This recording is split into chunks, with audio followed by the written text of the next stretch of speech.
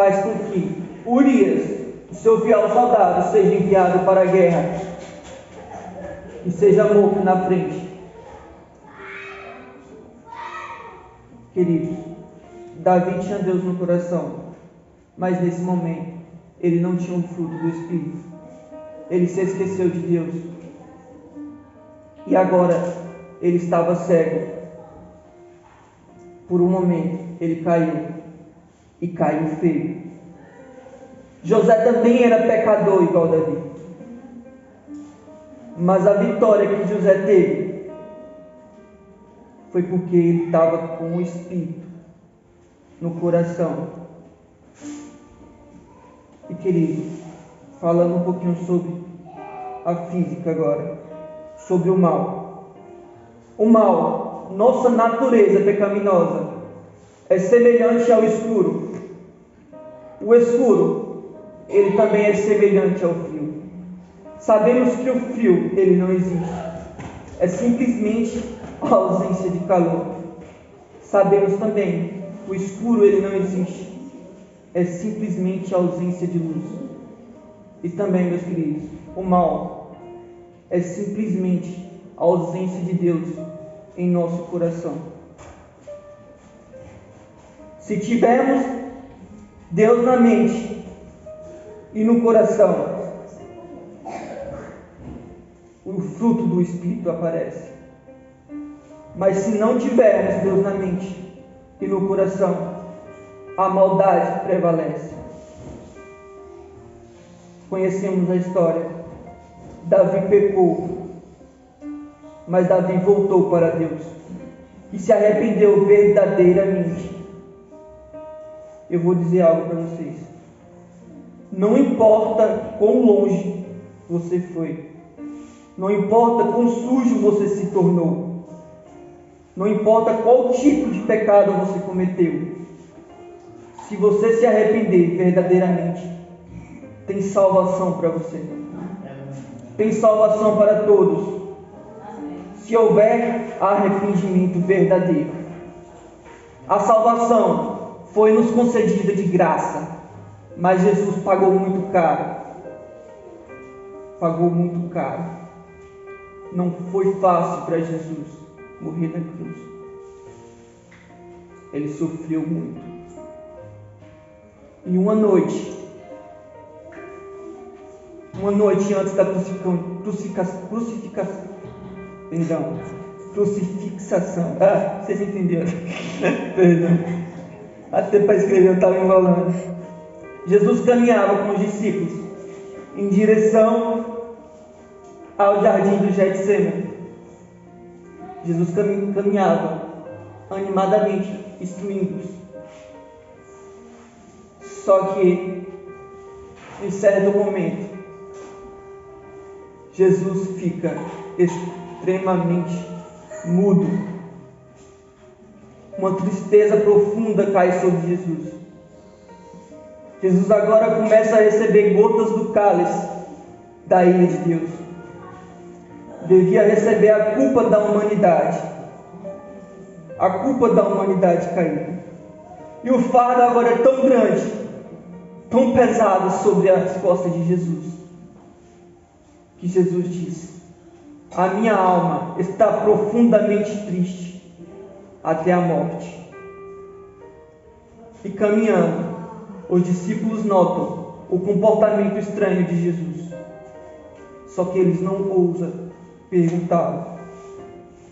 E a angústia de Jesus agora é tão grande que ele começa a perder suas forças. E a cada passo que dava, ele dava com muito esforço. E por 2 vezes, se os discípulos não o segurassem, Jesus cairia por terra no chão. Entrando no jardim do Getsemane, no local de oração, na qual Jesus tinha intimidade com o Pai, Jesus pede que 3 dos discípulos ficassem com ele somente. Era Pedro, Tiago e João.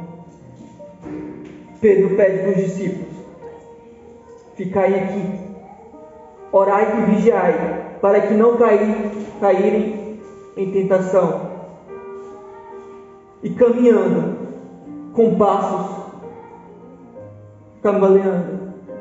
Jesus cai prostrado em terra no chão e Jesus clama: meu Pai, se possível, afasta de mim esse cálice. Mas contudo, não faça a minha vontade, e sim a sua vontade. Queridos, Jesus gemendo alto em agonia, Jesus agora não pode usar seu poder divino para se livrar deste cálice. Jesus agora devia suportar a culpa da humanidade caída. Como um homem, ele deveria sofrer todas as consequências da humanidade. E Satanás agora, vendo aquela situação de Jesus, queria que Jesus desistisse do seu sacrifício, o fazendo pensar os seguintes pensamentos: a nação que tem um privilégio há de te rejeitar. O seu discípulo, que tem mais destaque entre os outros, o mais inteligente, há de te trair. Aquele que diz que sempre está contigo, há de te negar. E todos pelos quais você luta para salvar, fugirão e deixarão a possessão. Mas Cristo repelia esses pensamentos, mas a sua angústia ainda estava com ele. O coração de Jesus, agora nesse momento, ansiava por simpatia humana. Jesus agora levanta, vai até os discípulos, se depara com a seguinte cena: os discípulos que na qual ele pediu para orar e vigiar estavam dormindo. E Jesus diz: não podeis vigiar por 1 hora, orai e vigiai, para que não entreis em tentação. Jesus, vendo aquela cena que os discípulos não estavam se dedicando a Deus, não estavam orando, Jesus agora começa a se sentir só. E a agonia que Jesus estava fica agora maior. E parece que o fardo se multiplica sobre as costas dele, porque ele percebe que está sozinho. E Jesus começa a transpirar sangue. E voltando para o local de oração, Jesus novamente cai em terra e ora: meu Pai, se possível, afasta de mim esse cálice.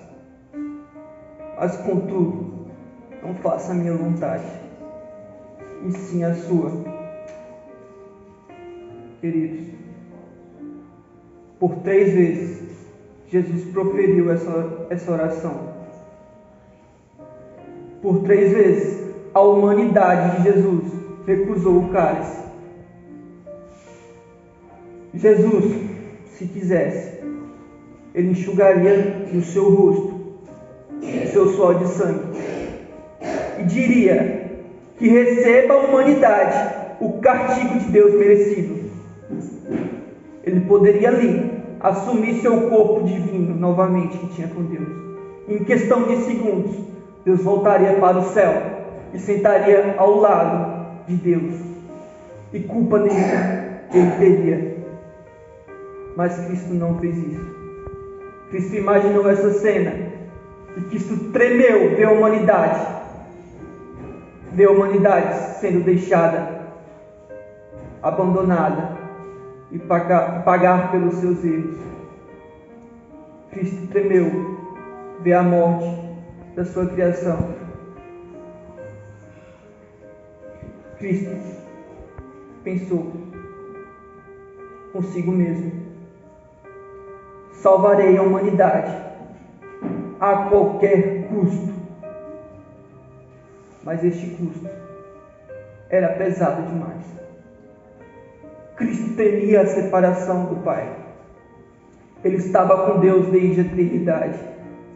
Ele não queria se separar do Pai.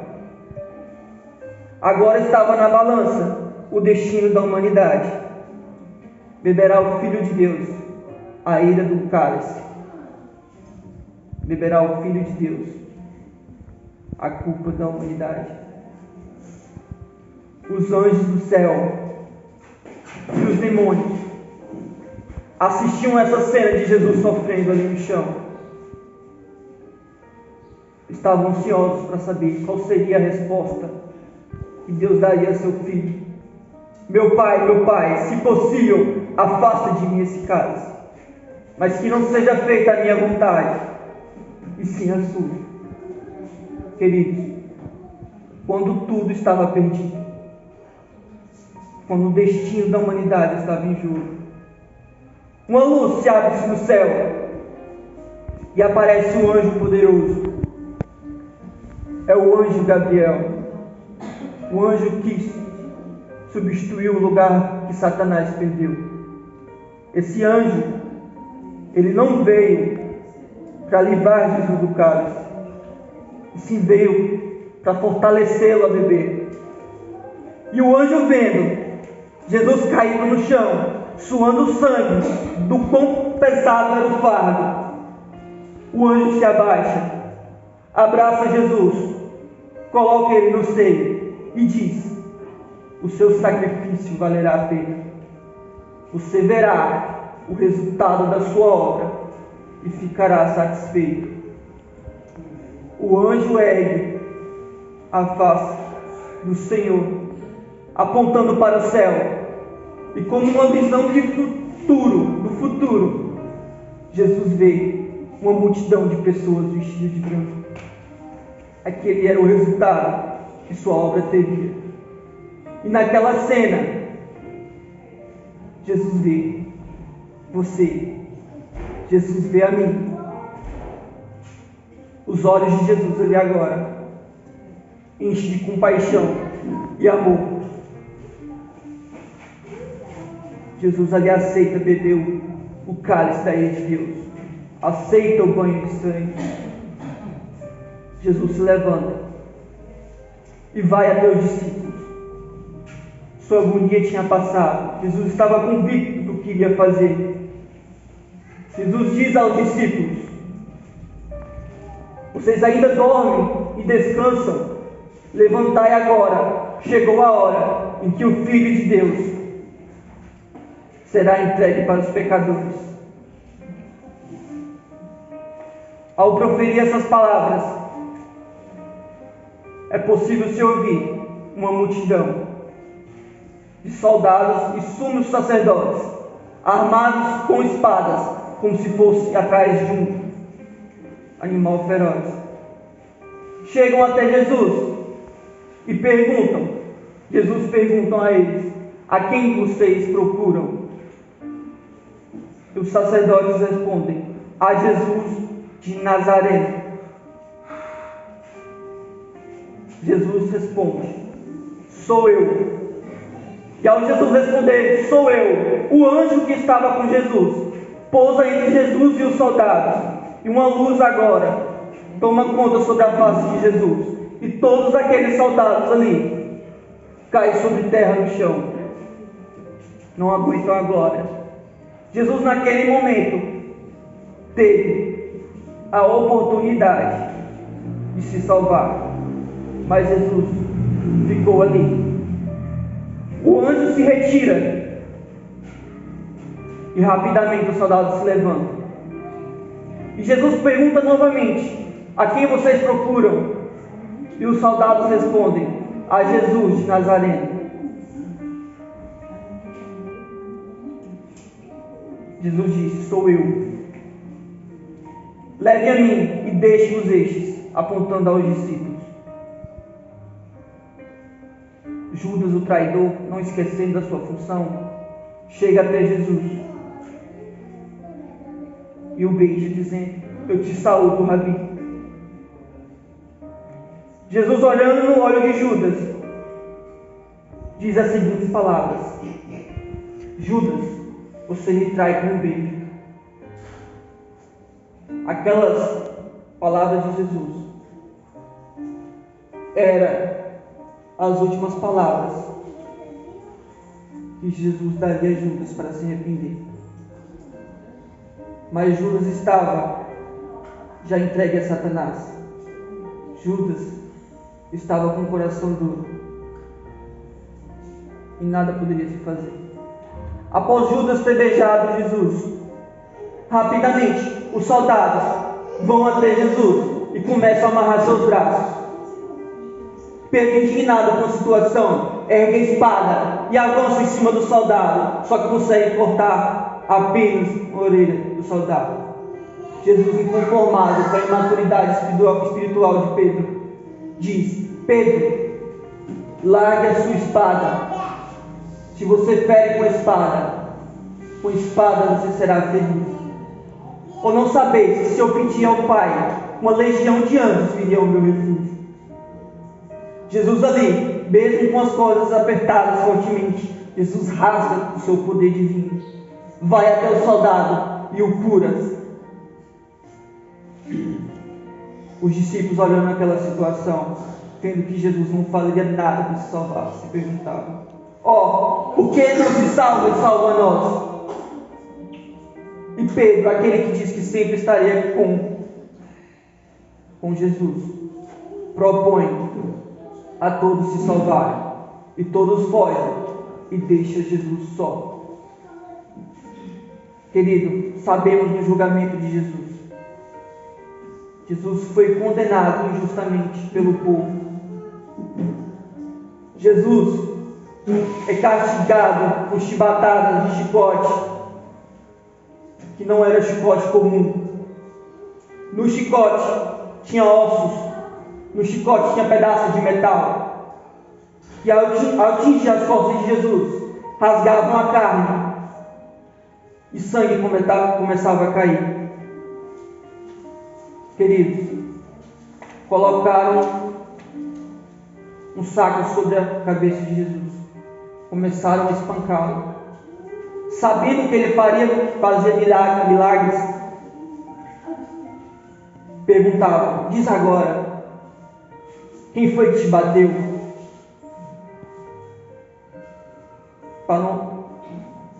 Para completar a humilhação de Jesus, eles pegam uma árvore que tinha espinhos de 2 centímetros mais ou menos. Só que esses espinhos, de acordo com a história, esses espinhos não eram comuns. Esses espinhos liberavam toxinas que, ao perfurar, ardia como cansanção. Colocaram uma coroa feita de espinhos com esses ramos sobre a fronte de Jesus. Começaram a bater até que esses espinhos penetrassem o crânio. E agora poderia se ver o sangue de Jesus escorrendo pela face, com seu rosto pálido. Jesus, meus queridos, foi crucificado. Colocaram ele numa cruz. Os anjos do céu viam o seu Criador ali. Viam que Deus estava tirando as últimos raios de luz que tinha sobre ele. O céu estava de luto. Os anjos choravam. A culpa do mundo inteiro estava sobre Jesus. A culpa daquelas pessoas que estavam ali. A culpa do assassino. A culpa do traidor. A culpa do estuprador. A minha e a sua culpa estava sobre Jesus. E Jesus, não suportando o fardo, Jesus viu trevas sobre si. Jesus viu tremendo em agonia. Viu que Deus tinha virado as costas para ele.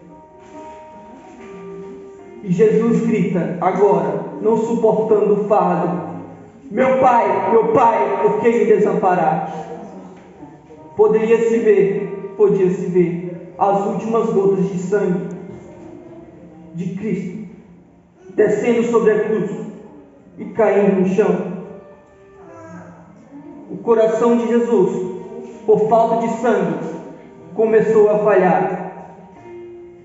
Jesus, percebendo as suas últimas horas, os seus últimos instantes, olha para o céu e diz: está consumado. Fechando os olhos e abaixando a cabeça, Jesus morre. O coração de Jesus parou. O coração de Jesus, o Rei do Universo, parou para que você, para que eu tenhamos vida. Uma vida que nunca tivemos.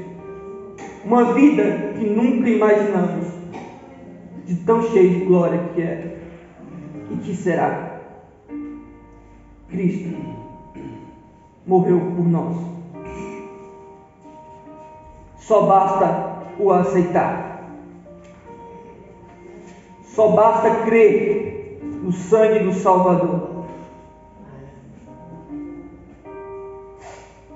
João 3,16. Porque Deus amou o mundo de tal maneira que deu seu Filho unigênito, para todo aquele que nele crê, não pereça, mas tenha vida eterna. Amém. Mas aquele simplesmente que não crê, esse já está perdido. Jesus disse: não vos admireis disso, porque vem a hora em que todos os que estão nos sepulcros ouvirão a sua voz e sairão, e os que tiveram feito bem para a ressurreição da vida, e os que tiveram feito mal para a ressurreição do juízo. Todos nós, um dia, se Jesus não voltar, iremos morrer e faremos parte de duas classes de pessoas: os que morreram em Cristo, os que morreram em Satanás. Uma pessoa que morreu, uma pessoa que teve a vida dedicada a Deus, que viveu com Cristo no coração, passou por lutas, dificuldades, abriu mão de prazeres, enfrentou a oposição das famílias, amigos, enfrentou dificuldades na faculdade, no trabalho, mas ela perseverou. Em algum momento, essa pessoa morre, mas na mente dessa pessoa, em um abrir e fechar de olhos, ela ouve uma voz. É Jesus chamando: filho, filha, acorde, chegou a hora. O sepulcro se abre e essa pessoa se levanta. Ver que está com a veste celestial, seu corpo purificado, em plena juventude, não há marcas do pecado, só alegria. Amém. Essa pessoa olha para o céu e vê Jesus, e em volta vários anjos tocando trombetas, e ela vê o céu cheio de anjos descendo para salvar os seus irmãos em Cristo. E de repente outras sepulturas começam a se abrir, e um anjo pousa em sua frente com um lindo sorriso. Vem, a sua família te chama, a sua família te espera. E ali você encontra pessoas que em vida você perdeu, pessoas que em vida morreram, e essa pessoa está ressuscitada, salva em Cristo.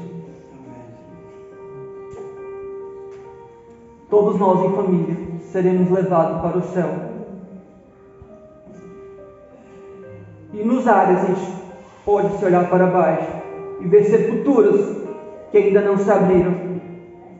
Aquelas sepulturas são dos ímpios, e elas só serão abertas após 1000 anos.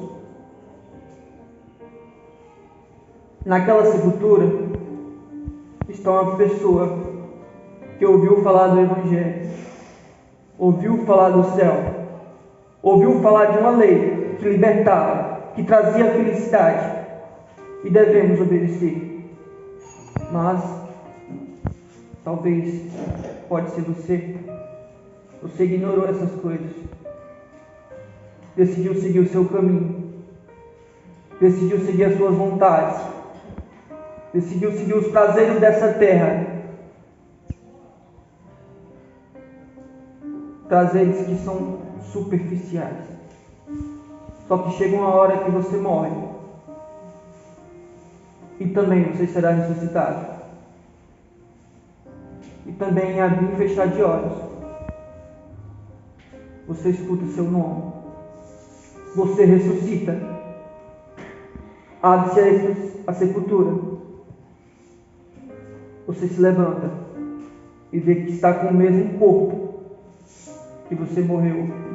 Se você era velho, você ainda está velho.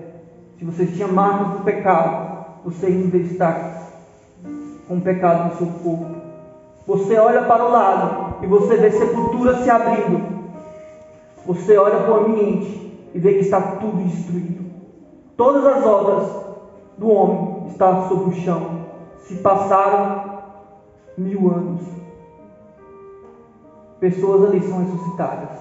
Velhos, jovens que perderam a vida, ainda novos. Você percebe que você está perdido. E uma tristeza profunda cai sobre o seu coração. Você percebe que já era. Você perdeu a maior oportunidade que o céu tinha para você. Tudo que Deus planejou não deu certo por conta da sua escolha.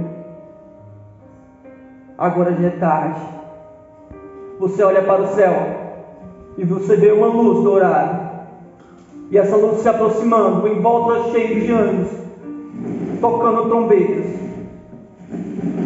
Aquela luz dourada é a cidade santa, a nova Jerusalém. E agora, meus queridos, é só uma questão de tempo. Fogo do céu cairá e todos os ímpios serão extintos. E você entrará para o esquecimento. Vamos voltar para o agora? Você ainda pode escolher. Você escolhe estar ao lado de Satanás ou ao lado de Jesus. Você quer fazer parte da primeira ressurreição ou fazer parte da segunda ressurreição?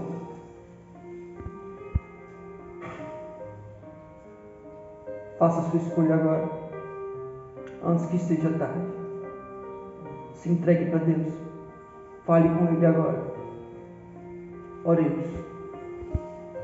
Querido Pai, obrigado por nos dar a luz. Pai, sabemos que somos pecadores. Nosso coração é duro. Nos dê um coração novo, Pai. Um coração mais alto que a neve. E nos purifique. Em nome do seu Filho amado Jesus. Amém. Amém.